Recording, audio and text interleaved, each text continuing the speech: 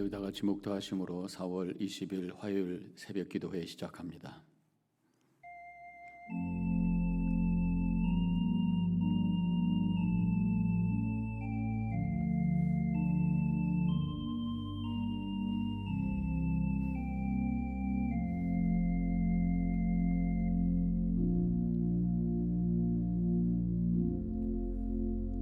주신 하나님, 주님의 은혜로 새날을 받게 해주시고 믿음 안의 하루를 시작할 수 있도록 귀한 시간 주님 앞에 엎드리게 해주심을 감사합니다. 오늘도 이 시간 주님의 임재가 우리의 영혼 속에 느껴지고 하나님의 음성이 들려지며 그래서 새로운 마음으로 하루를 출발하여 오늘 하루도 기쁨이 되고 은혜가 되고 하나님께 영광이 되는 복된 하루 되게 하여 주시옵소서. 우리가 예배드리고 또 기도할 때에 기도가 그저 머릿속에 남아있는 그런 수준의 기도가 아니라 우리 영혼 깊은 곳에서 주님을 찾고 주님을 만날 수 있는 영적 교제의 시간이 될 수 있도록 성령께서 우리의 마음을 감화감동 역사하여 주시옵소서. 모든 것 감사하며 예수님의 이름으로 기도하옵나이다. 아멘. 찬송가 285장 함께 부르시겠습니다.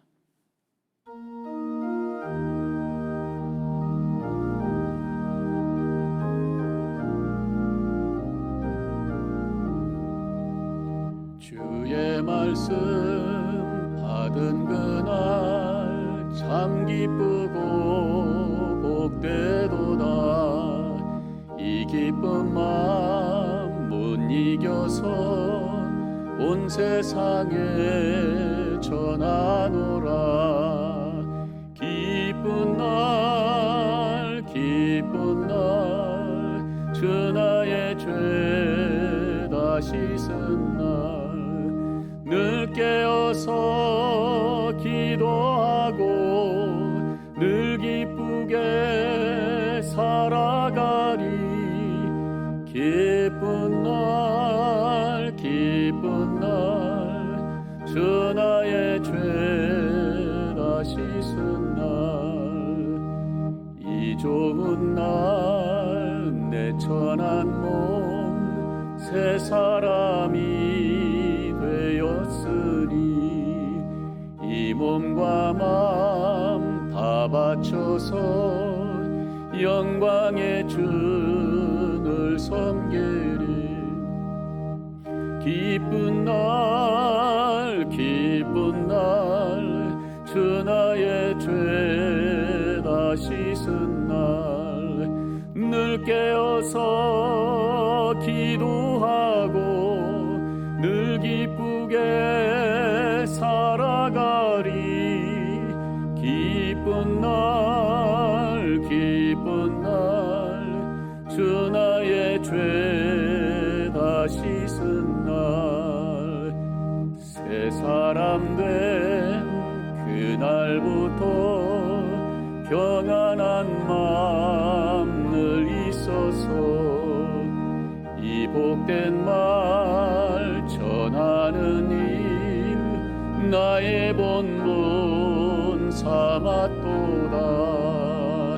기쁜 날 기쁜 날 주 나의 죄 다 씻은 날 늘 깨어서 기도하고 늘 기쁘게 살아가리.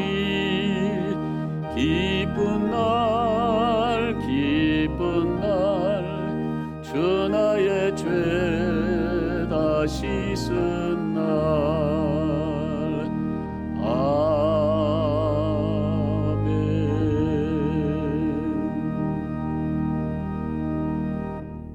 오늘 하나님의 말씀은 느헤미야 8장 1절로 12절까지의 말씀입니다.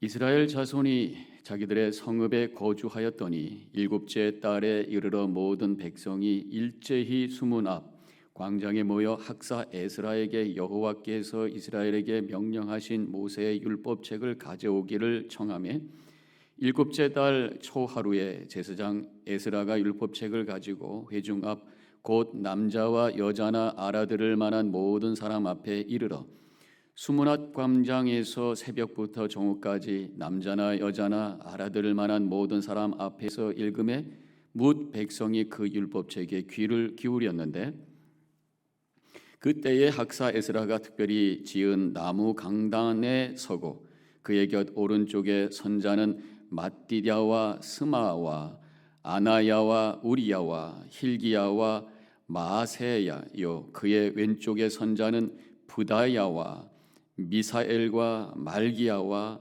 하숨과 하스바다나와 스가랴와 무슬람이라.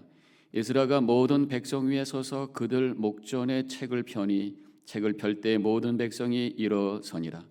에스라가 위대하신 하나님 여호와를 송축하며 모든 백성이 손을 들고 아멘 아멘 하고 응답하고 몸을 굽혀 얼굴을 땅에 대고 여호와께 경배하니라. 예수아와 바니와 세레비아와 야민과 악굽과 사부대와 호디야와 마아세야와 그리다와 아사랴와 요사밧과 하난과 블라야와 레위 사람들은 백성이 제자리에 서 있는 동안 그들에게 율법을 깨닫게 하였는데 하나님의 율법책을 낭독하고 그 뜻을 해석하여 백성에게 그 낭독하는 것을 다 깨닫게 하니 백성이 율법의 말씀을 듣고 다 우는지라. 총독 느헤미야와 제사장 겸 학사 에스라와 백성을 가르치는 레위 사람들이 모든 백성에게 이르기를 오늘은 너희의 하나님 여호와의 성일이니 슬퍼하지 말며 울지 말라 하고 느헤미야가 또 그들에게 이르기를 너희는 가서 살진 것을 먹고 단 것을 마시되 준비하지 못한 자에게는 나누어 주라. 이 날은 우리 주의 성일이니 근심하지 말라. 여호와로 인하여 기뻐하는 것이 너희의 힘이니라 하고 레위 사람들도 모든 백성을 정숙하게 하여 이르기를 오늘은 성일이니 마땅히 조용하고 근심하지 말라 하니. 하나님의 말씀입니다. 아멘. 지금 성벽을 52일 만에 다 마친 그 이스라엘 백성들을 모아놓고 에스라가 이제 율법을 낭독하고 또 가르치면서 어떤 신앙의 운동을 지금 하고 있는 그런 장면입니다. 어떤 외적인 것, 성전과 성벽을 건축하고 그것을 개축하고 또 보수하는 것에서 끝나는 것이 아니라 외적인 것에서 끝나는 것이 아니라 이제 어떤 내적인 것, 영적인 것을 채우는 그러한 시간이라고 할 수가 있습니다. 바로 우리의 신앙도 마찬가지죠. 외적인 모습에서만 끝나는 것이 아니라 우리의 영적으로도 우리가 충만해야 됩니다. 교회 와서 예배드리고 봉사하는 어떤 그런 행동으로서 신앙생활이 다가 아니라 우리가 말씀으로 충만하고 은혜로 충만하고 하나님의 영으로 충만한 그런 믿음의 삶을 살아야 그것이 온전한 신앙의 삶이라고 하는 것입니다. 특별히 오늘 본문을 통해서 우리에게 필요한 것이 말씀이라고 하는 것을 가르쳐 주십니다. 그래서 우리 안에 늘 그 말씀 운동, 말씀이 무브먼트, 계속 움직여 나가는 그러한 삶이 될 때에 그때 우리에게 능력의 신앙의 삶이 있게 되는 것입니다. 오늘 말씀에서 에스라가 이제 어떻게 말씀 운동을 펼치고 있는가, 오늘 되어지는 그런 말씀 속에서 몇 가지의 그 어떤 단계를 보게 됩니다. 첫 번째로는 수문 앞에 모였다고 하는 것입니다. 1절에 모든 백성이 일제히 수문 앞 광장에 모여. 수문이 뭔가요? 물이 들어가는 그런 문이라고 하는 것입니다. 문 이름에 많은 문이 있는데 어떤 기능과 관계되는 문의 이름들이 있습니다. 분문이라는 게 있습니다. 바로 분뇨가 버려지는 그런 문이 바로 분문이고, 양문이 있습니다. 하나님께 드려지는 제사의 제물로 쓰여지는 양들을 끌고 들어가는 그런 문이 양문인 것이죠. 자, 그러면 이제 수문에서 모였다고 하는데, 그러면 많은 문들 중에서 왜 하필이면 수문, 물이 들어가는 그 문에 앞 광장에서 모였을까? 왜 그랬을까? 백성들이 모였을 때 물 먹기 좋으라고요? 또 그 광장이 훨씬 다른 데보다 넓어서 그랬을까요? 아니면 공명이 잘 돼서 커뮤니케이션이 잘 돼서 그랬을까요? 여러 가지 추측을 할 수 있습니다만은 성경에는 뭔가 우리에게 영적인 의미를 주기 위한 그런 것이 있기 때문에 아마 그 물의 의미를 통해서도 우리에게 주시는, 또 백성들에게 주시는 그런 메시지가 있기 때문에 수문 앞 광장에서 모였던 것은 아닌가, 그런 생각을 해보게 됩니다. 성경에 보면은 하나님과 예수님에 대해서 이 물과 연결되는 그러한 말씀을 많이 주신 것을 알 수가 있습니다. 그만큼 물은 유대인들에게 있어서 굉장히 중요한 것이라는 것입니다. 왜냐하면 그들의 지역이 바로 사막 기후이기 때문에 물을 얻기가 굉장히 어렵죠. 그래서 물에 대한 의미를 굉장히 강조하는 것을 알 수가 있습니다. 물은 더러운 것을 씻는 의미가 있습니다. 하나님의 말씀 운동은 바로 물과 같이 우리의 영혼을 정결케 하는 능력이 그 속에 있다고 하는 것이에요. 말씀을 통해서 오늘 말씀에도 나옵니다마는 회개하게 되죠. 우리가 생각했던 것과 말씀과 차이가 있을 때에 내 생각이 틀렸다고 하는 것을 알게 되죠. 성경을 통해서 무엇이 하나님의 뜻이고 무엇이 옳은 것이고 무엇이 바른 것인가, 무엇이 진리고 무엇이 참된 것인가를 깨닫게 되고 내가 거짓과 죄 가운데 빠져 있다고 하는 것을 발견하면서 무릎 꿇게 하는, 그러면서 회개케 하고 내 영혼을 정결케 하는, 그것이 바로 말씀이라는 것입니다. 말씀을 깊이 묵상할 때에 제가 언젠가도 말씀드렸습니다만 지금까지 당연한 것으로 여겼던 것이 당연하지 않은 것이구나라고 하는 것을 깨닫게 돼요. 그래서 믿음은, 말씀을 통해서 세워지는 믿음은 당연한 것을 당연히 여기지 않게 할 수 있는 눈을 뜨는 것이다, 이렇게 말씀을 할 수가 있습니다. 그래서 회개를 통해서 오늘 말씀에도 보면은 9절에서 울고 있습니다. 회개하고 있는 이스라엘 백성들을 보게 됩니다. 바로 내 영혼을 씻는 역사가 말씀을 통해서 이루어진다고 하는 것입니다. 물은 또한 생명의 의미가 있습니다. 창세기 1장에 보면 하나님께서 천지를 창조하실 때 이미 물이 있었잖아요. 그래서 윗물과 아랫물로 나누어서 궁창, 스페이스를 만드셨던 것을 우리가 알고 있습니다. 바로 하나님이 물과 같이 생명의 근원이라고 하는 것을 보여주는 것이 천지 창조의 바닥에 깔려있는 메시지가 아니겠는가, 그런 생각을 하게 됩니다. 우리가 세례를 받을 때에 우리의 죄를 씻겨준다는 의미도 있습니다만 예수 그리스도를 믿음으로 말미암아 우리 안에 새로운 생수가 들어가는 것처럼 새로운 생명, 우리 육신의 생명을 초월하는 하나님의 생명, 조에, 영원한 생명을 소유하게 된다는 의미가 바로 세례의 물 속에 있다고 하는 것입니다. 우리 하나님은 우리에게 생명을 주시는 분이시에요. 이 물을 공급해 주시는 분입니다. 그래서 이사야 55장 1절에도 이런 말씀이 나오죠. 너희 모든 목마른 자들아 물로 나오라. 돈 없는 자도 오라. 너희는 와서 사 먹되 돈 없이 값 없이 와서 포도주와 젖을 사라. 하나님께서 우리에게 영원한 생명을 주신다. 바로 그 생명은 말씀을 통해서 우리에게 공급된다고 하는 것입니다. 우리 예수님께서도 우리에게 생수를 주시는 분이라고 말씀하고 있어요. 요한복음 4장 14절에서 내가 주는 물을 마시는 자는 영원히 목마르지 아니하리니 내가 주는 물은 그 속에서 영생하도록 솟아나는 샘물이 되리라. 우리에게 영생을 솟아나는 그러한 샘물을 주신다는 말씀입니다. 복음을 믿고 말씀을 묵상하며 예수 그리스도를 우리의 주인으로 모시고 하나님을 섬기면서 살아갈 때에 바로 영원한 생명의 그 물, 생수가 우리 가운데 공급이 되므로 이 세상의 것이 메말랄지라도 우리는 늘 생명력 충만한 그런 능력의 삶을 살 수 있게 된다고 하는 것을 믿으시기를 축원합니다. 이제 수문 앞 광장에서 모였습니다. 그 다음에 했던 것이 보면은 율법을 읽어줬어요. 3절에 새벽부터 정오까지 남자와 여자나 알아들을 만한 모든 사람 앞에서 읽음에 엄청나게 긴 시간을 말씀을 그대로 듣고 그것을 받는 이스라엘 백성들의 모습을 보게 됩니다. 성경을 읽어줬어요. 물론 그 당시에는 책이 없었습니다.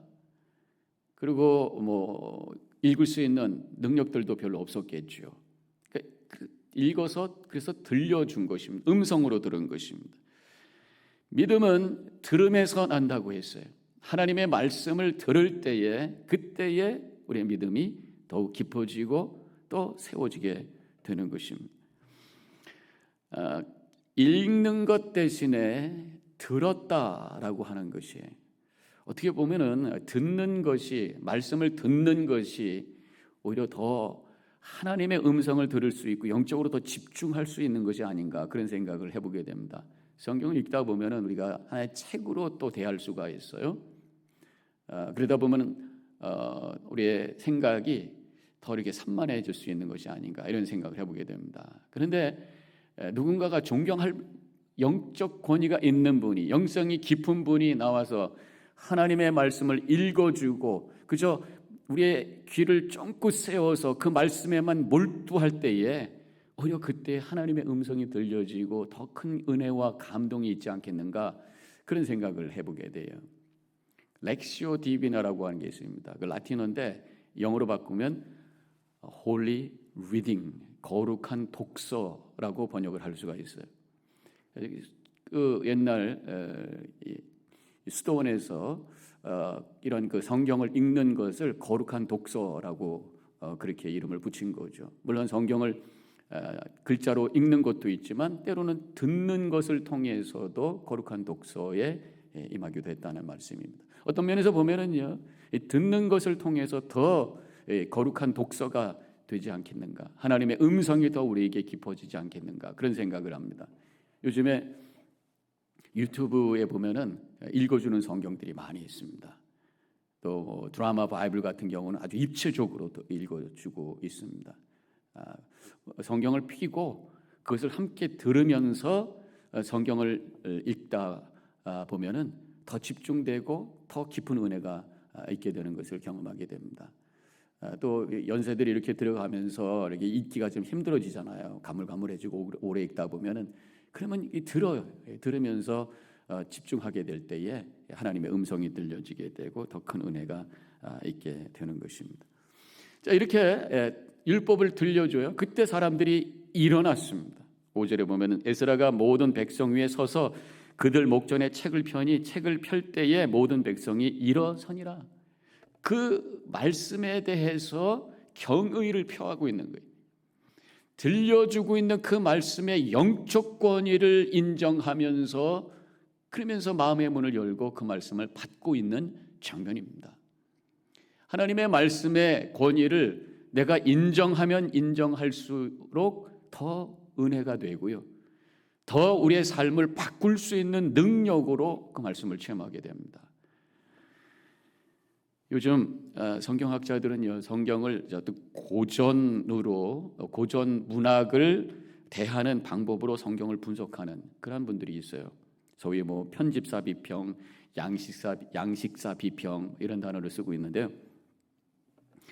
성경이 어떤 문서들에 의해서 편집이 되고 어떤 양식에 의해서 이것이 편집이 됐는가 뭐 이런 것들을 따져가면서 막 분석하고 나누고 그러면서 뭐 거기서 하나님의 말씀을 찾아간다 그렇게 말씀합니다만은 문제는 그 말씀의 권위가 너무 약해지는 거예요. 이해는 되지만 말씀의 능력을 체험할 수가 없어지는 그런 상황이라고 할 수가 있습니다. 어떤 분은요, 성경을 그냥 설화라는 그런 표현을 쓰기도 해요. 옛날 얘기라는 얘기죠. 성경을 옛날 얘기로 보면은 거기서 어떤 우리의 인생을 바꿀 수 있는 파워가 생기겠습니까? 하나님의 말씀의 영적 권위를 가장 높이 두는 믿음의 고백이 뭡니까? 바로 여기에 하나님의 말씀이 있습니다 고백하면서 하나님의 성경책을 펴고 읽을 때에 거기서 하나님의 음성이 들리고 감동이 되고 나의 삶을 바꿀 수 있는 능력이 체험되는 줄로 믿습니다. 이제 8절로 내려가 보면은 이제 그 말씀을 해석해 줘요. 하나님의 율법책을 낭독하고 그 뜻을 해석하여 백성에게 그 낭독하는 것을 다 깨닫게 하니 우리가 듣는 것에서 끝나는 것이 아니라 그것을 이해하고 또 거기서 하나님의 말씀을 깨달아야 되는 거예요. 하나님의 말씀, 성경은 해석이 필요하다고 하는 것을 여기서 알게 됩니다. 성경은 굉장히 어려운 책이에요. 왜냐하면 2000년, 3000년 전에 그 당시에 살던 분들이 그 당시의 언어로 썼던 그런 책이기 때문에 현대 우리가 살고 있는 사람들은 참 이해하기가 쉽지 않은 그런 표현들과 언어로 되어 있다고 하는 것이죠. 그래서 우리의 언어로 바꾸고 또 더 잘 이해할 수 있는 언어로 또 해석을 하고, 그래서 우리가 지금 읽고 있는 개혁 개정 성경이 있습니다만은 우리 성도님들이 적어도 그 외에 한 가지 다른 버전, 다른 번역서가 있어야 된다고 믿습니다. 가장 좋은 것을 제가 리코멘드하는 것은 바로 새 번역이죠. 그래서 새 번역으로 한번 쭉 읽어도 좋고, 읽다가 이해가 잘 안 되는 것은 새 번역으로 읽으면서 두 가지 같이, 어떤 교회는 아예 새 번역을 가지고 또 공식적으로 사용하는 교회도 있습니다. 어쨌든 하나님의 말씀의 그 권위, 더 나아가서 그것을 이해하고 또 해석하며 깨달을 수 있는 것, 이것이 우리에게 필요하다고 하는 것입니다.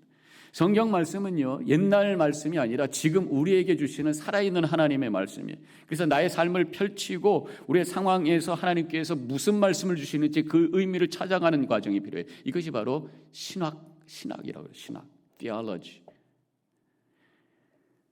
그런데요, 거꾸로 되는 경우가 있습니다. 지금 내가 갖고 있는 어떤 문화와 사고방식을 가지고 성경에서 그것을 입증하는 것을 찾아내는 사람들이 있어요. 이제 지금 가장 대표적인 것이 바로 동성애 이슈입니다. 동성애를 현대에 지금 그저 흘러가는 우리의 문화요, 우리의 상황이라고 하는 것을 인정해 놓고 그 다음에 그것에 합당한 성경 구절이 뭐 있는가 이렇게 찾으면서 그것을 근거를 찾는, 그것이 아니라 하나님께서 결혼에 대해서 뭐라고 말씀하셨는지를 우리가 정확하게 깨닫고 그것을 가지고 우리의 삶에 적용하고, 그래서 우리의 삶을 변화시켜가는, 하나님의 뜻에 맞춰가는, 이 세상을 변화시키는, 이것이 성경을 대하는 믿음의 자세라고 믿습니다. 이제 백성들은 그 말씀을 듣고 그 다음에 울어요. 아까도 제가 말씀드렸습니다만 9절에 백성이 율법의 말씀을 듣고 다 우는지라. 왜 울었을까? 두 가지 이유가 있다고 생각합니다. 하나는 처음으로 율법을 직접 들은 거예요. 처음으로. 그동안 율법책이 어디 있는지도 생각지도 못하고 수십 년 동안 살아왔던, 그래서 어떤 분들은 한 번도 들어보지 못했을 거예요. 그런데 처음으로 하나님의 말씀, 하나님의 계명이 이런 것이구나라고 하는 것을 깨달으면서 그것이 감동이 되고 전율이 돼서 눈물을 흘리는 그런 모습이죠. 우리에게는 성경 66권이 한 손에 주어졌어요. 얼마나 큰 은혜인지, 하나님의 계시의 말씀을 우리에게 직접 손에 주셨다고 하는 것이 얼마나 큰 은혜인지, 성경을 펼칠 때마다 감동으로 하나님께서 나에게 직접 말씀을 주시고 만나주시는 그 은혜가 너무 벅차서 감사해서 감동으로 성경을 읽어가야 되는 줄로 믿습니다. 또 한 가지 이 백성들이 울었던 이유는 아까 말씀드렸던 것처럼 회개죠. 지금까지 내가 당연하다고 생각했던 것이 하나님의 말씀을, 율법을 들어보니까 틀렸어요. 내가 엉터리로 살았어요. 잘못 살았어요. 통회하면서 하나님, 내가 잘못 살았습니다. 눈물로 회개하는 모습이 바로 지금 울고 있는 이 이스라엘 백성들의 고백이라고 하는 것입니다. 히브리서 4장 12절에는 하나님의 말씀은 살았고 운동력이 있어 좌우에 날선 어떤 검보다도 예리하여 혼과 영과 및 관절과 골수를 찔러 쪼개기까지 하여 그 마음의 생각과 뜻을 감찰하나니, 하나님의 말씀은 우리를 회개케 하는 찌르는 능력이 있다고 하는 것이, 그러한 고백과 체험이 있으시기를 축원합니다. 마지막으로 이제 백성들은 기뻐하게 됩니다. 결국은 10절에 에스라는 울지 말고 기뻐하라고 말씀합니다. 근심하지 말라. 여호와로 인하여 기뻐하는 것이 너희의 힘이라. 이렇게 말씀하고 있어요. 회개의 슬픔으로 끝나는 것이 아니라 하나님께서 나를 받아주시고 나를 새롭게 해주시고 나에게 은혜 주신 것을 깨닫고 고백하면서 감사하며 찬양하며 기뻐하는 것, 이것이 바로 성경을 붙들고 사는 믿음의 궁극적인 모습이라고 하는 것입니다. 오늘도 여러분들, 우리 성도님들 기뻐하는 한 날이 되시기를 축원합니다. 내가 하나님의 자녀가 되었고 은혜 가운데 산다고 하는 것이 너무 감사해서 기뻐하는 한 날. 그래서 다윗도 내가 여호와 앞에서 기뻐 뛰놀리라, 하나님으로 인해서 내가 기뻐합니다. 그래서 뛰어놀겠습니다. 하나님 앞에서 우리가 근신하고 또 거룩하게 마음의 옷깃을 여미면서 동시에 내가 하나님의 사랑받는 존재요, 하나님의 은혜 가운데 있는 존재라고 하는 것을 깨닫고 기뻐하며 뛰어노는 그러한 생명력 충만한 삶이 넘치시기를 바랍니다. 12절에 모든 백성이 곧 가서 먹고 마시며 나누어 주고 크게 즐거워하니 이는 그들이 그 읽어 들려준 말을 밝히 알미라. 하나님의 말씀을 깨달았을 때에 서로 교제하면서 함께 기뻐하는 공동체가 만들어졌다, 그런 말씀이. 하나님의 말씀이 살아 움직일 때에 뉴저지 연합재단이 살아있는 하나님의 살아있는 영적인 그러한 공동체가 되는 줄로 믿습니다. 지금까지 열심히 여러분들 성경 읽으셨는데 계속해서 성경 읽고 묵상함으로 말미암아 말씀을 통해서 주시는 생명을 체험하시고 깨달음을 경험하시고 기쁨을 고백하며 기쁨을 나누면서 은혜 가운데 행복한 믿음의 삶을 살아가는 우리 모든 성도님들이 되어지시기를 주님의 이름으로 간절히 축원합니다. 기도하겠습니다. 오늘 말씀을 기억하면서 하나님의 말씀의 그 능력과 그 은혜가 얼마나 큰가를 다시 한번 깨닫고 고백하게 됩니다. 우리에게 생명을 공급해 주시고 우리에게 깨달음을 주시고 회개케 하시고, 그렇지만 결국 우리에게 기쁨과 은혜를 주셔서 지금부터 시작되는 천국의 삶을 살도록 인도하시는 그 손길이 말씀을 통해서 경험된다고 하는 것입니다. 그러한 믿음의 삶을 살겠습니다 결단하는 이 시간이 되시기를 바랍니다.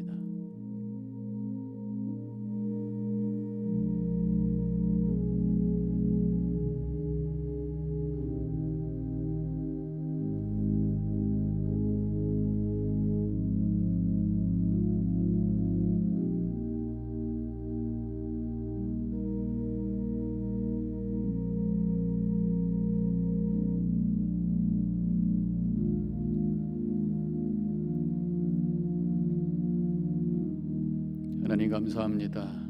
오늘도 귀한 말씀을 통해서 에스라의 말씀 운동을 통해서 우리가 어떻게 말씀 생활을 해야 될 것인가, 말씀을 통해서 어떤 은혜를 경험할 수 있는가 오늘 깨달았사오니 마음의 문을 활짝 열고